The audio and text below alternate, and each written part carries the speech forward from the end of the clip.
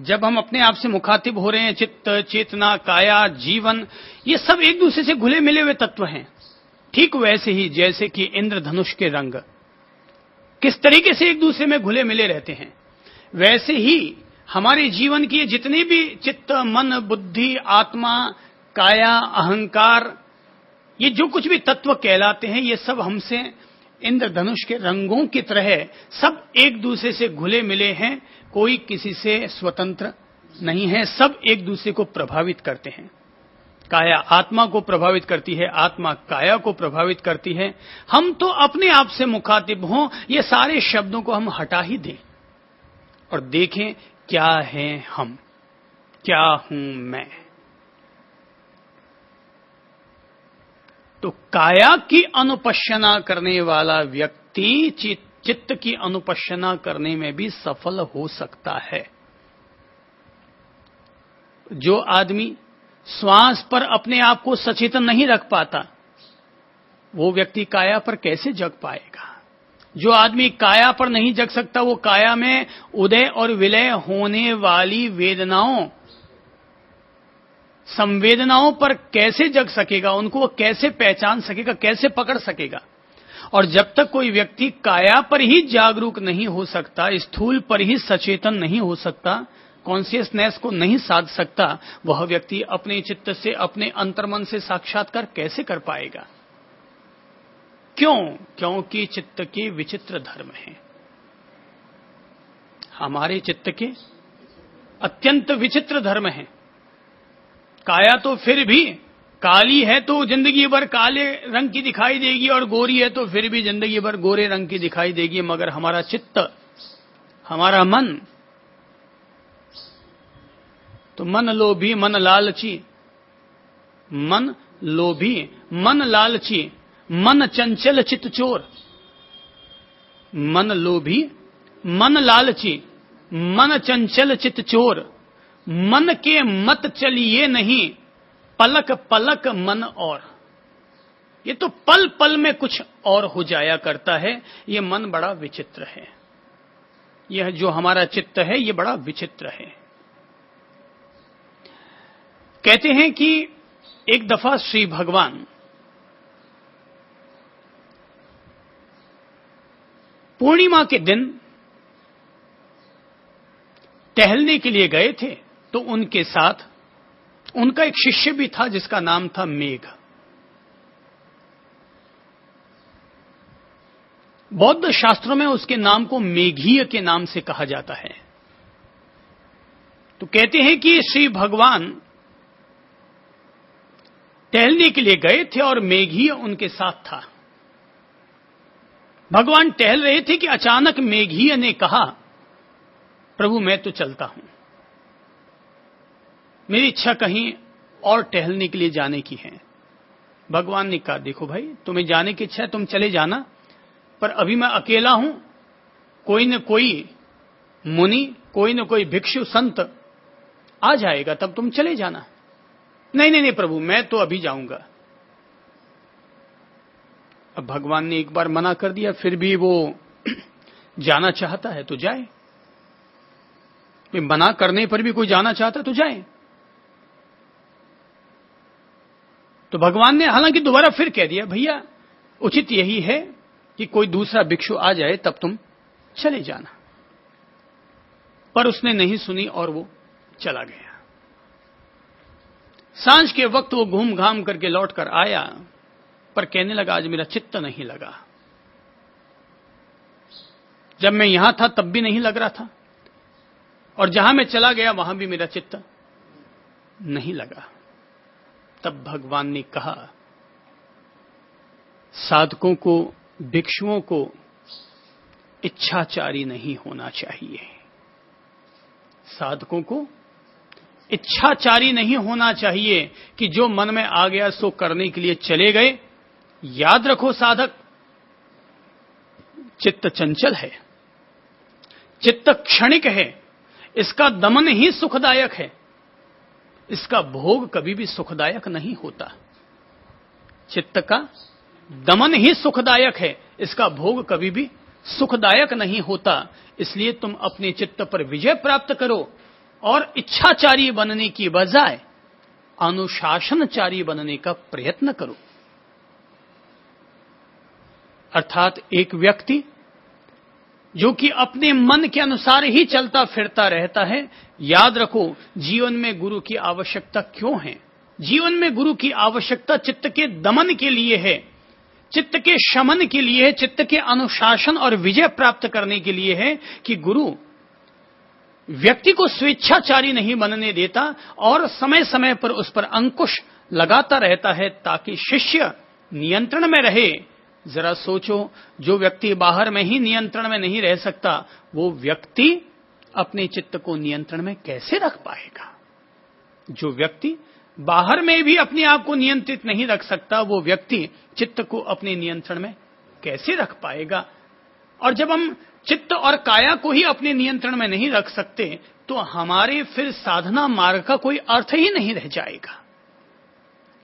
क्योंकि राजुल ने कभी रथनेमी से कहा था कि हे रथनेमी, अगर अपन लोग रहट की तरह, कुएं पर जो रहट चलता है, कि अगर हम रहट की तरह यूं ही अस्थितात्मा बने हुए रहेंगे, अस्थिर बने हुए रहेंगे, तो सोचो कि फिर हम साधना मार्ग पर कैसे स्थिर हो पाएंगे।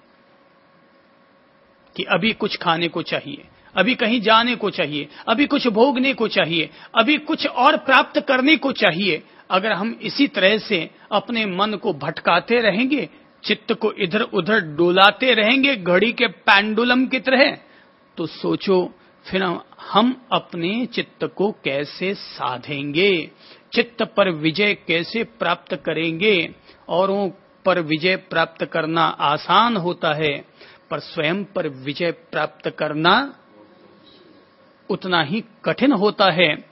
हजारों हजार योद्धाओं पर विजय प्राप्त करने की बजाय एक अपने आप पर विजय प्राप्त करना कहीं ज्यादा श्रेष्ठ है। व्यक्ति को चाहिए कि वो जो कि अपने जीवन में निर्वाण का साक्षात्कार करना चाहता है, जो कि सत्य से साक्षात्कार करना चाहता है, जो कि अपने चित्त में चलने वाले राग द्वेष की क्रिया और प्रतिक्रियाओं से मुक्त होना चाहता है, ऐसा हर कोई साधक अपने आप के प्रति अपनी जागरूकता को साधे, अपने आप के प्रति अपने आप को सचेतन करे। चाहे वह काया के अंग प्रत्यंग पर, काया के अंगों पर, काया की वेदनाओं पर, काया की संवेदनाओं पर अपने आप को सचेतन करे, या काया में व्याप्त रहने वाले षट चक्रों पर, षट चक्रों पर वह अपने आप को सचेतन करे, अपने आप को केंद्रित करे, अपने आप को सचेतन करे। वह चाहे जिस रूप में करे, लेकिन अंततः वह काया में उतरकर अपने आप से ही साक्षात्कार कर रहा है। और जो व्यक्ति अपने आप से साक्षात्कार करना चाहेगा, तो काया के बाद उसके सामने जो सबसे बड़ा तत्व आकर के खड़ा होगा, वो व्यक्ति का अपना चित्त है। क्योंकि इंसान जो कुछ करता है वह उसी से प्रेरित होकर करता है। जो कुछ अपने जीवन में समाधान प्राप्त करता है, तो भी वह उसी चित्त से प्रेरित होकर के समाधान प्राप्त करता है। व्यक्ति समस्या भी खुद है और समाधान भी खुद है। अनुपश्यना करने वाला साधक भली भांति जानने लग जाता है कि मेरा चित्त शांत है या अशांत, मेरा चित्त विक्षिप्त है या संक्षिप्त। वह भली भांति जानने लग जाता है कि मेरा चित्त मोह में फंसा हुआ है या निर्मोही है। वह भली भांति जानने लग जाता है कि मेरा चित्त समस्याओं के मकड़जाल में उलझा है या बिल्कुल शांत सौम्य समाधान बना हुआ है। साधक भली भांति जानने लग जाता है कि उसका चित्त बंधनों से घिरा हुआ है या मुक्त है। कैसा है उसका चित्त? आज उसका चित्त शांत है या उद्वेलनों से भरा हुआ है? आज उसके चित्त की स्थिति सरोवर के पानी जैसी बनी हुई है या सागर की उत्ताल तरंगों की तरह उठी हुई है?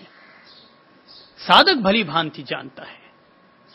जो भली भांति जानता न तो कुछ ग्रहण करता है और न ही किसी को त्याग करने योग्य समझता है, वह जो कुछ होता है उसका साक्षी होता है, जो कुछ होता है उसका दृष्टा होता है। वह भली भांति जानने लगता है उसकी स्थिति ऐसी है।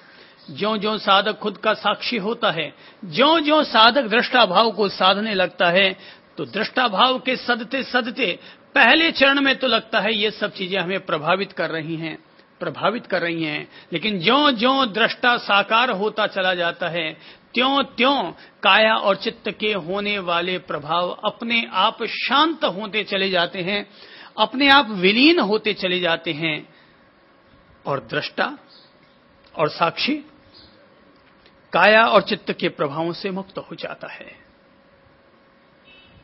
क्या किसी भी इंसान के लिए, किसी भी प्राणी के लिए अपने काया और चित्त के गुण धर्मों से मुक्त होना इतना आसान है जितना हम आसान समझते हैं? क्या क्रोध करके आज तक कोई क्रोध से मुक्त हो पाया है? क्या भोग करके कोई भी व्यक्ति भोगों से मुक्त हो पाया है? क्रोध करके व्यक्ति मर करके चंड कौशिक बनता है, और भोगों से गुजर कर कोई व्यक्ति ययाति बन जाता है, लेकिन फिर भी मुक्त नहीं हो पाता। ये तो साधक जो जानने लगता है अपने आप को, दृष्टा भाव को साधने लगता है, साक्षी भाव को साधने लगता है, वह व्यक्ति धीरे धीरे काया और चित्त के गुण धर्मों को समझने लगता है, एक एक तत्व को समझने लगता है, बारीकी से समझने लगता है, और उसका केवल एक ही लक्ष्य होता है, एक ही भाव होता है, एक ही धारणा होती है, मैं केवल साक्षी हूं, मैं अपने दृष्टा भाव को साध रहा हूं और जान रहा हूं ये जो कुछ उदय हो रहा है वो काया का धर्म है, वो चित्त का धर्म है, वो मेरा धर्म नहीं है, वो मैं नहीं हूं। अनासक्ति बातों से नहीं सधती, अनासक्ति महाराजों के प्रवचन सुनने से नहीं सधती, अनासक्ति शास्त्रों को पढ़ने से नहीं सधती। अनासक्ति के फूल तब खिलते हैं जब साधक अपनी स्वयं की वस्तु स्थितियों से वाकिफ होता है और स्वयं को जानने लगता है कि कहां मेरा मोह है, किन से मेरा मोह है, कहां मैं उलझा हुआ हूं, किन चीजों से मैं मुक्त हूं, मैं कौन हूं, मैं कहां से आया हूं, मैं कहां जाऊंगा, मैं जिनसे बंधा हुआ हूं, क्या वो मेरे बंधन मेरे लिए उचित हैं, कौन से बंधन मुझे रखने हैं और किन किन बंधनों का मुझे त्याग कर देना है। ये तो साधक ही इन चीजों का निर्णय कर सकता है। हर कोई व्यक्ति रोज अपने नए संबंध बना रहा है, हर व्यक्ति रोज नए नए संबंध बनाने पर तुला हुआ है। आदमी पागल हो जाता है, कितने लोगों से संबंध बनाए। और अगर व्यक्ति शादियों में जाना शुरू कर दे, हर किसी के कार्ड पर जाना शुरू कर दे, लोग आदमी कंगाल हो जाएगा। जाओ वहां लिफाफा दो, कितनों को लिफाफा देता फिरेगा, कहां कहां जाता फिरेगा, 20 रुपए का खाना खा के आएगा, हर जगह 100 रुपए देके आना पड़ेगा। तो साधक को सोचना पड़ेगा, अगर वो साधक है